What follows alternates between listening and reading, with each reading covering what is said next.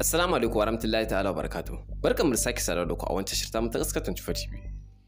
A yau mun kawo muku bayanai kan jerin jaruman Kannywood da suka yi aure a shekarar 2021. Amma kamun nan ku danna mana subscribe da kuma alamar karawa don samun shirye-shiryen mu. Mun gode.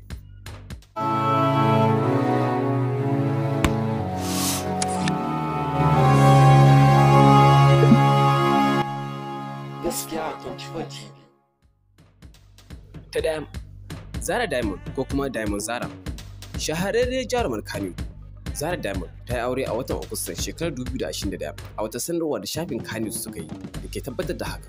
Suka rubuta, "Muna farin ciki sanar da ku cewa an daura auren jarumar Zara Muhammad wacce aka fi sani da Zara Diamond. Muna addu'a Allah ya sanya alkhairi ya ba su zaman lafiya."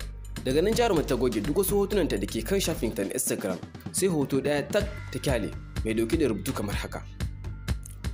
Salam masoyana, producer dina, directors da abokan aiki wanda na gama ayyukansu ina musu fatan alkhairi wanda kuma ban gama ba ina ba su haƙuri saboda yanayin zabin da Allah ke yi wa dukkan bayinsa ya min zabi mafi alkhairi gare ni saboda haka bani da hakki ko freedom din karasa muku ayyukanku fatan za ku fahimce ni Allah ya baku haƙuri ya kuma masanya muku da mafi alkhairi.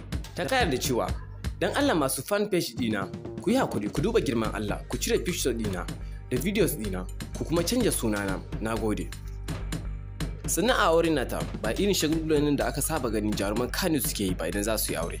Shi yasa ma labarin auren nata bai kara da duniya ba.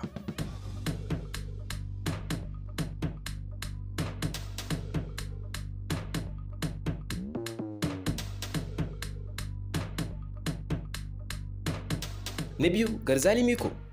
Shahararren mawakin nan mai suna Garzali Miko shi ma dai ya yi aure a watan Agusta na shekarar 2021. Kamin a kai ga wurin auren sun yi hotunan kafin aure da aka saba yi a zamanance. Hakan ya sa labarin auren nasa ya kara da duniya.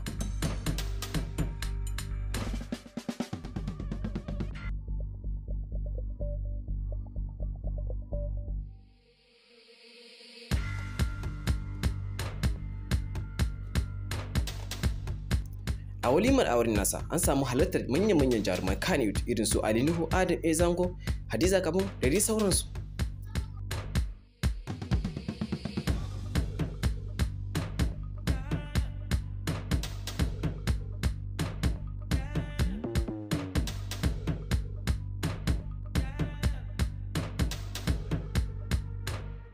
Da uku, Maryam Waziri. Maryam Waziri fitaccen jarumar Kannywood Maryam Waziri da tsohon dan wasan Super Eagle wato Tijjani Babangida sun cika masoya yayin da aka daura auren su a watan Nuwamba shekarar 2021. Ma'auratan biyu sun nuna wa duniya yadda bikin auren nasu ya kasance. Rahotanni sun ce an daura auren nasu ne a ranar Juma'a 26 ga watan Nuwamba a garin Kaltungo da ke jihar Gombe. Jarumar ta Kannywood ta saka wata kyakkyawar bidiyon ta a shafinta na Instagram tana sanye da kayan amare yayin da ta fito da wani kwalliya mai kyawun gaske tare da taka rawa a gaban kamera.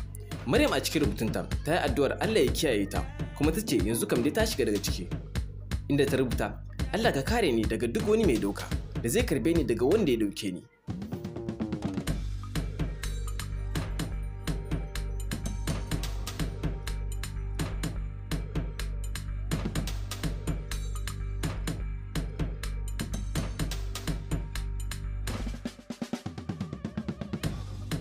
Na hudu, Abdul Diwan.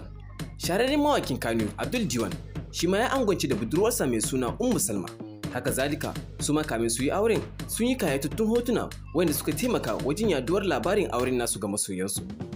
A bikin auren nasu da yawa daga cikin jaruman Kannywood sun halarci bikin inda Umar M Sharif ya gabatar da wakoki a wajen bikin.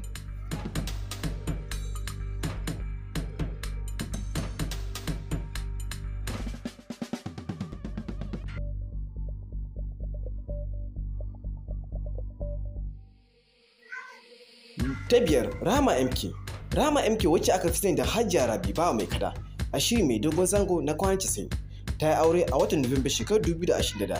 Bayan auren nata ta bayyana cewa mijinta ya barta ta ci gaba da fitowa a shirin kwana 90 da ake askawa a tashar Arewa 24.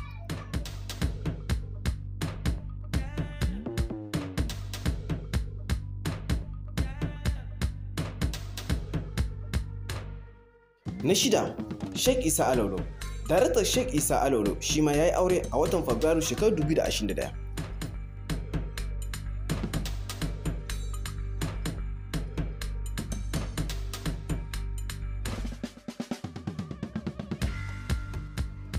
Wayanda suka yi aure, Allah ya ba su zaman lafiya. Wayanda kuma ba su yi aure ba, Allah ya ba su mazaje ko kuma mataye na gari. Mun gode daga G24 TV.